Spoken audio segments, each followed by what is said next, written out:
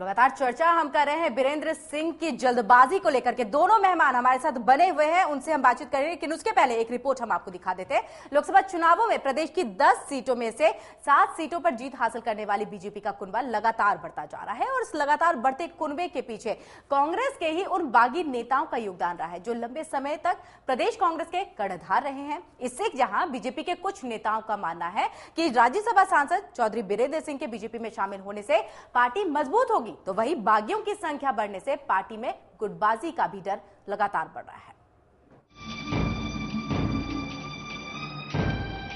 लोकसभा चुनावों से लेकर अब तक हरियाणा में बीजेपी का कुनबा लगातार बढ़ रहा है। इसमें खास तौर पर कांग्रेस के उन बागी नेताओं का योगदान रहा है जो लंबे समय तक प्रदेश में कांग्रेस के कर्णधार रहे हैं। अब बीजेपी के कुनबे में फिट होने के लिए वो कांग्रेस पर रात दिन हमले कर रहे हैं। बीरेंद्र सिंह को देखिए, वो खुले मंचों से जहां मुख्यमंत्री भूपेंद्र सिंह हुड्डा को आड़े हाथों लेना नहीं भूलते, वहीं अपनी अहमियत जताना भी नहीं भूलते कि कांग्रेस में रहकर उन्होंने पार्टी को कितना मजबूत बनाया था। कैथल में अमित शाह की रैली में उनके बीजेपी में शामिल होने की संभावना है। हालांकि वे प्रदेश सरकार और मुख्यमंत्री भूपेंद्र सिंह हुड्डा के खिलाफ काफी समय से बगावत पर उतारू रहे हैं। बीजेपी के कुछ नेता परेशान भी। कांग्रेस के बीरेंद्र सिंह जैसे कद्दावर नेता को बीजेपी में शामिल करने का समूचा मामला बीजेपी आलाकमान के हाथों में है। वहीं बीजेपी में प्रदेश के कुछ नेता बीरेंद्र सिंह की एंट्री से परेशान हैं। जहां माना जाता है कि बीरेंद्र सिंह के बीजेपी में आने से प्रदेश में पार्टी मजबूत होगी, लेकिन वहीं ये भी माना जाता है कि चौधरी बीरेंद्र सिंह प्रदेश में कांग्रेस के दबंग नेता के तौर पर जाने जाते रहे हैं। बीजेपी में चुनाव से पहले ही मुख्यमंत्री की कुर्सी पर बैठने की दौड़ काफी तेज हो गई है और कई मामलों में उन्हें अब बीरेंद्र सिंह प्रकरण को लेकर संशय लगने लगा है।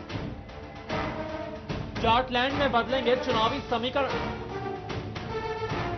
बीरेंद्र सिंह के बीजेपी में शामिल होने के बाद प्रदेश की राजनीति में कई तरह के समीकरण बदल जाएंगे, लेकिन इस बात पर निर्भर करता है कि प्रदेश से कितने नेता और कार्यकर्ता कांग्रेस छोड़कर बीजेपी में शामिल होते हैं।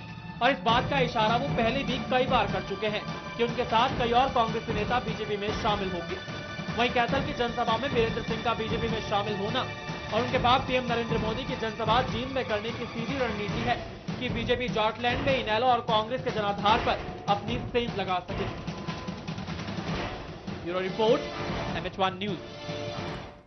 और लगातार हमारे साथ मलकी जी जो है वो जुड़े हुए हैं, उनसे सवाल कर लेती हूं। मलकी जी, यहां पर सवाल एक उठ रहा है, कांग्रेस में गुटबाजी देखने को मिल रही थी, बीरेंद्र गुट नजर आ रहा था कहीं ना कहीं। अब जब वो बीजेपी में जा रहे हैं, बीजेपी में जाने से पहले इतने सारे बयान दिए जा रहे हैं, दमखम दिखाई जा रही है, रैलियां उनकी तरफ से की जा रही है, जाने से पहले अपनी इंपॉर्टेंस दिखाने की यहां पर कोशिश करें। क्या बीजेपी में जाएंगे तो उसी तरह की गुटबाजी करेंगे, और क्या बीजेपी में जाएंगे तो एक बीरेंद्र गुट वहां पर भी देखने को मिलेगा? ऐसी कोई बात नहीं। गुटबाजी चौधरी बीरेंद्र सिंह ने आज तक नहीं की। चौधरी बीरेंद्र सिंह ने चौधरी बीरेंद्र सिंह ने हमेशा ईमानदारी की राजनीति की है। भेदभाव हुआ हरियाणा के साथ, उसको उठाया। इसको आप गुटबाजी नहीं कह सकते। ये कार्यकर्ताओं के साथ भेदभाव हुआ, हरियाणा के साथ भेदभाव हुआ, उस बात को हमेशा चौधरी बीरेंद्र सिंह ने उठाया। मलकी जी, बहुत छोटे में जवाब चाहूंगी। हमारे साथ नेता कांग्रेस भी जुड़े हुए रविंद्र जी, उन्होंने साफ तौर से कहा है कि जितना सम्मान जो है वो बीरेंद्र सिंह को दिया गया है, उतना सम्मान शायद ही किसी को दिया होगा। प्रदेशाध्यक्ष बनाया गया, इसके अलावा भी कई सारे उन्हें पद दिए गए हैं, लेकिन उसके बाद भी वो असंतुष्ट नजर आ रहे हैं। और सीएम का पद केवल एक होता है जो उनकी महत्वाकांक्षा थी, भले ही वो पूरी नहीं हो पाई है। क्या वाकई बीजेपी में पूरी हो जाएगी? बहुत जल्दी में और बहुत छोटे में आंसर। मैडम, महत्वाकांक्षा तो बात की बात है। अरे कांग्रेस ने चौधरी बीरेंद्र सिंह को जो देना चाहिए था वो नहीं दिया। उनका कद देख के आज तक कुछ नहीं मिला। पीछे उनको जनरल सेक्रेटरी बनाया था, 2 प्रदेशों में कांग्रेस की सरकार लेनी, तो उसको जनरल सेक्रेटरी से हटा दिया। उनको मंत्री बनाने लगे तो हमारे मुख्यमंत्री जी ने उनको मंत्री नहीं बन दिया। 1991 से लेके 2013 तक चौधरी बीरेंद्र सिंह जी के साथ ट्रेजरी हुई है। उनके कार्यकर्ताओं के साथ भेदभाव हुआ है। तो अब इस बात को आप भेदभाव की संज्ञा दो।